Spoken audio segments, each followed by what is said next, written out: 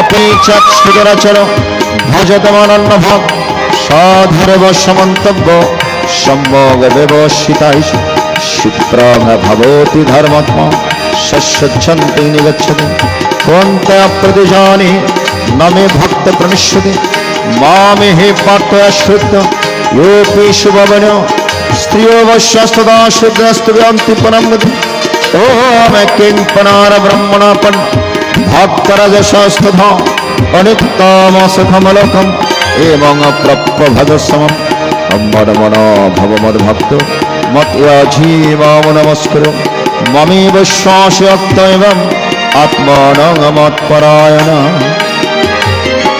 इति श्रीमहाभारते शतसहस्रायां संहितायां वयस्कं भीष्मपर्वणि श्रीमद्भगवद्गीतासु उपनिषत्सु ब्रह्मविद्यायां शास्त्रे श्रीकृष्णार्जुनसंवाद राजविद्याराजगुह्यगणामकं नवमोऽध्याय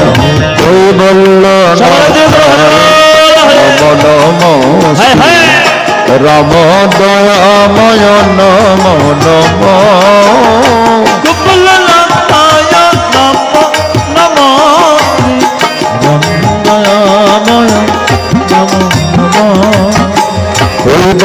नाथाय नमो नमो श्री राम दयामय नमो नमो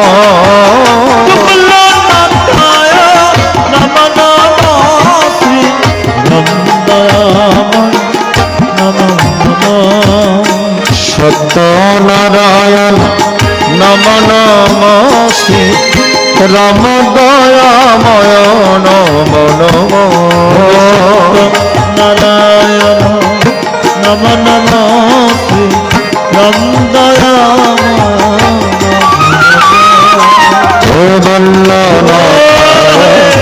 नमो नमो श्री राम दयामय नमो नमो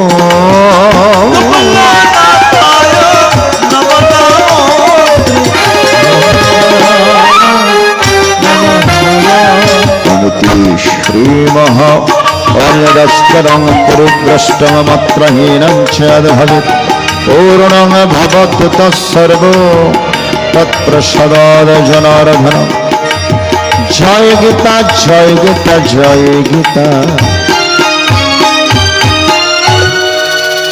गुरु तुमा अपर लीला बोझे नरे যোগী ঋষি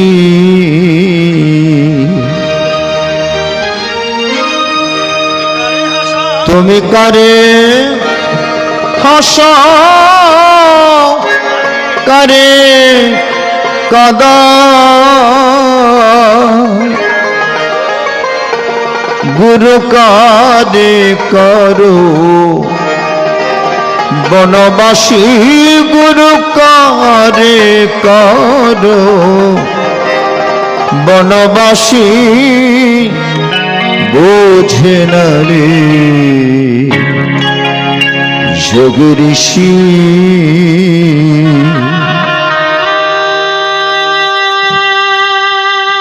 এটা অনুরোধের গান, এটা গুরুর গান। প্রথমে গুরুকে স্মরণ করতে হয়। অজ্ঞান তিমিরান্ধস্য জ্ঞানাঞ্জনা শলাকয়া চক্ষুরন্মিলিতমেন তস্मै শ্রী গুরবে নমঃ। হে গুরুদেব, অজ্ঞান অন্ধকারে পড়ে রয়েছি, অজ্ঞান অন্ধকার দূরীভূত করে দিয়ে জ্ঞানরূপ শলাকা দিয়ে, জ্ঞানরূপ শলাকা দ্বারা আমার চক্ষুকে একটু উন্মিলন করে দেন। হে গুরুদেব, তোমাকে বারংবার প্রণাম। গুরুদেব আমাদের ভেতরের জ্ঞান প্রদীপ প্রজ্বলন করে দেন। এই সুধী মণ্ডলী, সেই গুরুর লীলা বুঝা বড় দায়। গুরু তোমার অপার লীলা বুঝে না রে যোগী ঋষি। তুমি কারে হাসাও আবার কারে কাঁদাও, আবার কারে করো বনবাসী। সুন্দর একটি গান আমার ক্যাসেটের, যখন ক্যাসেটের যুগ ছিল তখন এই গানগুলো খুব ভালো চলতো, এখনো চলে। এবং লাইভের মধ্যে অনেকে এই গানগুলো অনুরোধ করেন, প্রাচীন এই গানগুলো। চেষ্টা করছি সেই আপনাদের অনুরোধটুকু রাখার জন্য। হরিবল হরিবল। গুরু তোমার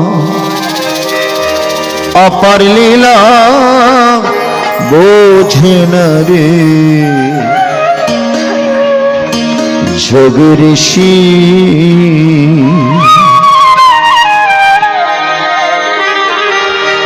তুমি কারে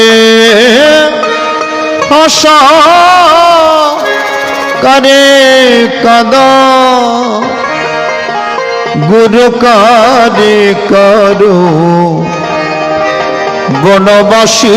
গুরু কারে করো বনবাসী, বোঝে না রে যোগী ঋষি।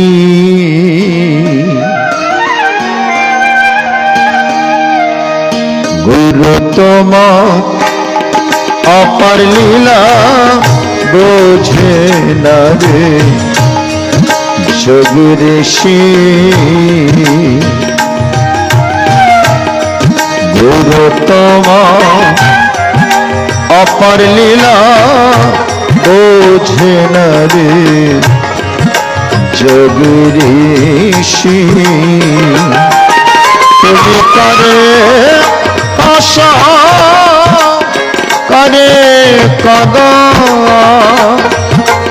গুরু গো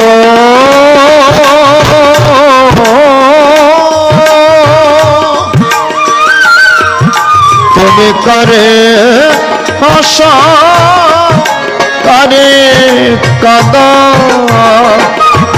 গুরু কারে করো বনবাসী। গুরু কারে করো বনবাসী, বোঝে না রে যোগী ঋষি।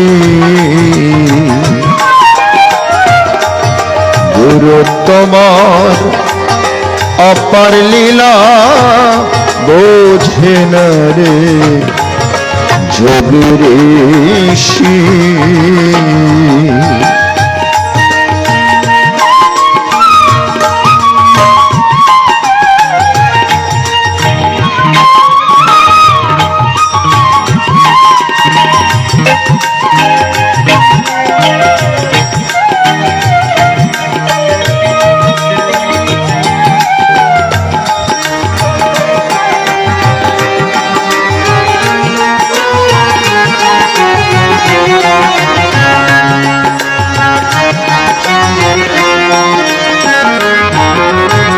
কারো অন্ন বস্ত্র নাহি মিলে,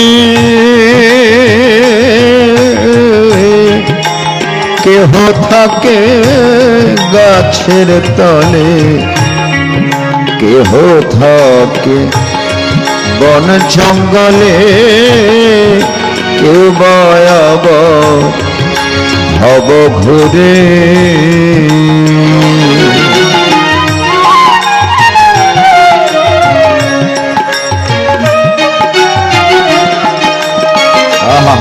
কারো অন্ন বস্ত্র নাহি মিলে, কেহ থাকে বন জঙ্গলে, কেহ থাকে গাছের তলে, কেউ বয়াবার ভব ঘুরে। কারো সোনার ফলে দুধ ভাত মিলে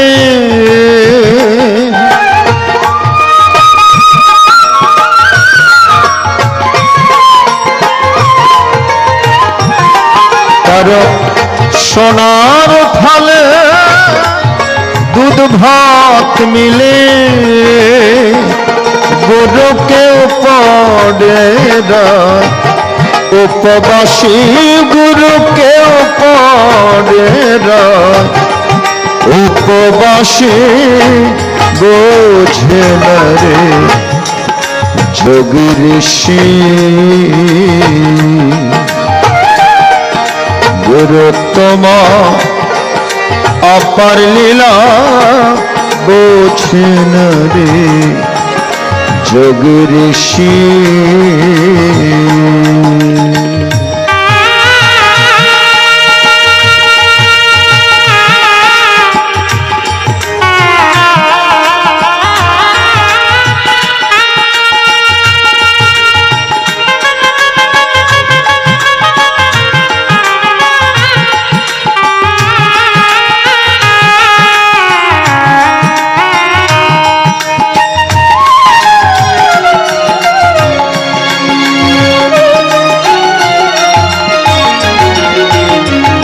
কেহ পেটের দায়ে দিন ভিখারি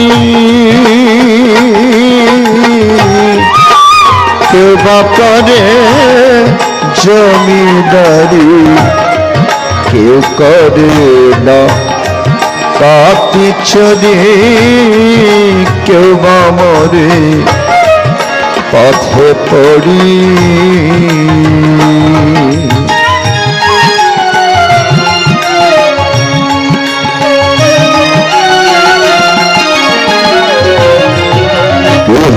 পেটের দায়ে দিন ভিখারি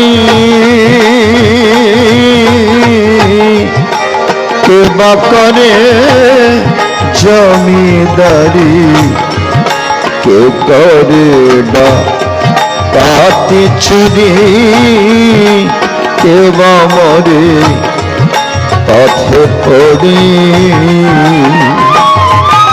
এদের কারো হাতে দিচ্ছ ভেরি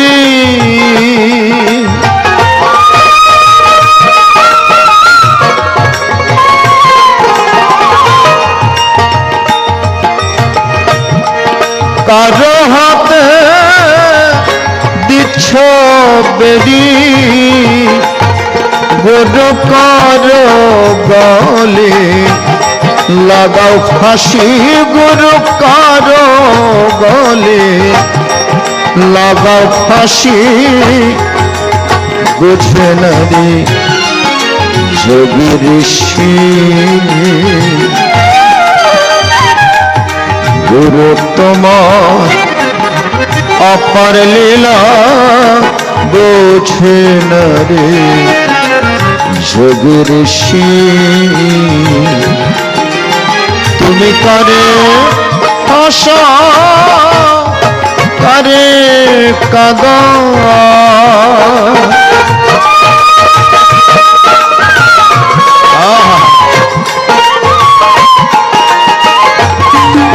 গুরু করে আশা করে কাদা গুরু করে করো বনবাসী গুরু করে করো বনবাসী বোঝে না রে যোগী ঋষি গুরুত্তম অপার লীলা বোঝে না রে যোগী ঋষি হায়রে বোঝে না রে যোগী ঋষি হায়রে বোঝে না রে যোগী ঋষি অনেক জন্ম সংপ্রাপ্ত কর্মবন্ধ বিদাহিনী আত্মজ্ঞান প্রদানেন তস্मै শ্রী গুরবে নমঃ। দামি একটি কথা বললেন। গুরু গীতার মধ্যে 35 রকমের গীতা আছে, তার মধ্যে শ্রেষ্ঠ গীতা হচ্ছে শ্রীমদ্ ভগবত গীতা। আর যে কথাগুলো বলছে এগুলো হচ্ছে গুরু গীতার কথা। গুরু গীতা, গুরু গীতার মধ্যে বলছেন অনেক জন্ম সংপ্রাপ্ত কর্মবন্ধ বিদাহিনী আত্মজ্ঞান প্রদানেন তস্मै শ্রী গুরবে নমঃ। অনেক অনেক জন্ম মৃত্যুর পর আমরা কর্মফলের বন্ধনে আবদ্ধ হয়ে সংসারে ঘুরছি। ভালো করে লক্ষ্য করবেন, কেউ 5 তলায় থাকে, আবার কেউ গাছতলায়। ভগবানের কাছে তো সবাই সমান। ভগবান কাউকে 5 তলায় রেখেছেন, আবার কাউকে গাছতলায় কেন রেখেছেন? কারণটা কি? এজন্য তার সমাধান দিয়েছেন এই শ্লোকে। অনেক জন্ম সংপ্রাপ্ত কর্মবন্ধ বিদাহিনী আত্মজ্ঞান প্রদানেন তস্मै শ্রী গুরবে নমঃ। অনেক অনেক জন্ম মৃত্যুর পর আমরা কর্মফলের বন্ধনে আবদ্ধ হয়ে যাই। এখানে আসলে আমাদেরকে কর্ম করতে হয়। কর্ম করলে কর্মফল বাড়ে। যে কর্মফলের টানে বারংবার আসতে হয়ে যেতে হয়, এবং কর্ম করলে কর্মফল বাড়ে। অর্জুন প্রশ্ন করলেন, প্রভু বিমিশ্রেণেব বাক্যেন বুদ্ধি মহর্ষিবমে তৎ একং বদনুশ্চিত্তেন শ্রেয়ঃ পাপ্মুঃ। তুমি একদিকে কর্ম যোগের কথা বলছো, কর্ম করার কথা বলছো, আরেকদিকে কর্ম ত্যাগের কথা বলছো। তাহলে সাংঘর্ষিক বাক্য। এক জায়গায় বলছে অর্জুন তোমাকে কর্ম করতে হবে, আরেক জায়গায় বলছেন অর্জুন তুমি কর্ম পরিত্যাগ করো। তাহলে অর্জুন বলছেন আমি কোন দিকে যাব? আমি কি কর্ম যোগের দিকে যাব নাকি কর্ম বিয়োগের দিকে যাব, কর্ম ত্যাগের দিকে যাব? এই বিমিশ্রেণেব বাক্যে, এই দুটানা বাক্যে, সাংঘর্ষিক বাক্যে আমার মন বুদ্ধি মোহগ্রস্ত হচ্ছে, আমার মন চঞ্চল হয়ে যাচ্ছে। এখন আপনি কৃপা করে আমাকে একটি পথের কথা বলুন, নিশ্চিত করে বলুন, যেটা আমার জন্য শ্রেয়স্কর, যেটা সাধারণ মানবের পক্ষে শ্রেয়স্কর, সেই পথটি কৃপা করে আমাকে একটু বলুন। ভগবান বলছেন অর্জুন, কর্মযোগ কর্মত্যাগ দুইটি মুক্তির পথ। তবে কর্মত্যাগের চেয়ে কর্মযোগই শ্রেষ্ঠ। তবে কি ত্যাগ করার কথা বলেছেন? বলে দুইটা জিনিস পরিত্যাগ করতে হবে। আমাদের সাবধান থাকতে হবে এই সংসারে কর্ম করার ক্ষেত্রে। ভগবান গীতায় বলেছেন বেশি কিছু ত্যাগ করার দরকার নেই, দুইটা জিনিস ত্যাগ করলে হয়ে যাবে। একটা হচ্ছে কর্তৃত্ব অভিমান, আরেকটা হচ্ছে ফলাকাঙ্ক্ষা। আমাদের ভেতরে যে একটা কর্তৃত্ব অভিমান আছে, আমার বাড়ি, আমার ধন, আমার সম্পদ আমার, আমি সব বাড়ির মালিক, এই যে একটা কর্তৃত্ব অভিমান, এটা আগে পরিত্যাগ করতে হবে। ঠাকুর রামকৃষ্ণ বলছেন আমিত্ব মরিলে ঘুচিবে জঞ্জাল। যতদিন আমার আমিত্ব আছে ততদিন গণ্ডগোল। যেদিন এটা থাকবে না, ভক্ত ভগবানের মধ্যে আর কোনো প্রতিবন্ধকতা থাকবে না। ষড় গোস্বামীর মধ্যে একজন গোস্বামী আছেন যার নাম হচ্ছে সনাতন গোস্বামী। বড় একজন সরকারি কর্মকর্তা, বাড়ি গাড়ির মালিক ছিলেন। এক সময় এসে ওনার মনের মধ্যে বৈরাগ্য এসেছে, বাড়ি আমার, গাড়ি আমার, ধন আমার, সম্পদ আমার, সবকিছু আমার, কিন্তু আমি কার? আমরা কখনো ভেবেছি এই কথা এইভাবে? সবকিছু তো আমার আমার করে, কিন্তু আমি কার? এই একটি প্রশ্ন নিয়ে 1 মাস যাবৎ ঘুরছেন গৌরাঙ্গ মহাপ্রভুর সকাশে। 1 মাস পর খুঁজতে খুঁজতে পুরীর মধ্যে গিয়ে গৌরাঙ্গ মহাপ্রভুকে দর্শন করলেন, সাষ্টাঙ্গে প্রণাম করলেন। প্রভু, সবকিছু পরিত্যাগ করে আপনার চরণে এসেছি, সাথে একটা প্রশ্ন নিয়ে এসেছি। গৌরাঙ্গ মহাপ্রভু বললেন, সনাতন, সবকিছু ছেড়ে পরিত্যাগ করে এসেছো? বলে হ্যাঁ। বলে এখনো তো বিদেশি কম্বলখানার মায়া পরিত্যাগ করতে পারোনি, এখনই তো গায়ের মধ্যে বিদেশি কম্বলখানার মোহ রয়ে গিয়েছে। সনাতন গোস্বামী দৌড়ে গিয়ে সে কম্বলখানা এক ভিখারিকে দান করে পুনরায় গৌরাঙ্গ মহাপ্রভুর চরণে লুটিয়ে পড়লেন। প্রভু, এবার সবকিছু পরিত্যাগ করে এসেছে, আমার একটি প্রশ্নের উত্তর দিবেন? কি প্রশ্ন? বাড়ি আমার, গাড়ি আমার, ধন আমার, সম্পদ আমার, স্ত্রী আমার, পুত্র আমার, সন্তান আমার, সবকিছু আমার, কিন্তু আমি কার? গৌরাঙ্গ মহাপ্রভু বললেন, সনাতন, এই জগৎ সংসারে শুধু তুমি নও, এই জগৎ সংসারের সমস্ত জীব নিত্য কৃষ্ণদাস, নিত্য কৃষ্ণদাস, নিত্য কৃষ্ণদাস।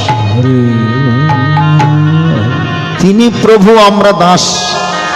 আমরা কেউ মালিক নয়, আমরা কেউ কর্তা নয়। প্রকৃতে ক্রিয়মাণানি গুণৈ কর্মাণি সর্বস অহংকার বিমূঢ়াত্মা কর্তা হমিতি মন্যতে। প্রকৃতির বশীভূত হয় আমরা এই জগৎ সংসারে কর্ম করছি, কিন্তু যারা মূঢ়, যারা অজ্ঞানী, তারা অহংকার চিত্তে মনে করে আমি সবকিছুর কর্তা। তাই সাধক রামপ্রসাদ গেয়েছেন, সেই কর্তারে দিবে ফেলে কলা কালে, কর্তা এলে ভেবে দেখ মন কেউ কারণ মিছে ভ্রম ভূমণ্ডলে, ভেবে দেখ মন কেউ কারণ মিছে ভ্রম ভূমণ্ডলে। ভুবন দক্ষিণ কালী বদ্ধ হয়ে মায়া জালে, ভেবে দেখ মন কেউ কারণ মিছে ভ্রম ভূমণ্ডলে, ভেবে দেখ মন কেউ কারণ।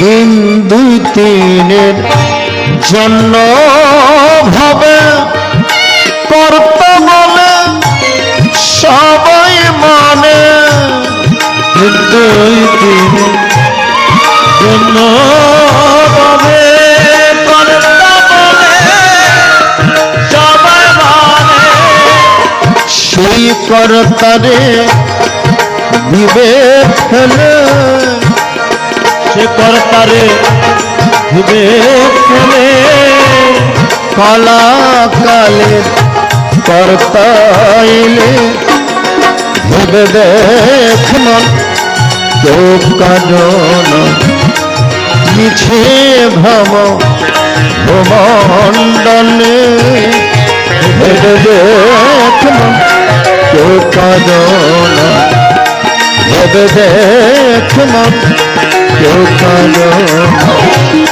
ভেবে দেখ মন কেউ কারণ।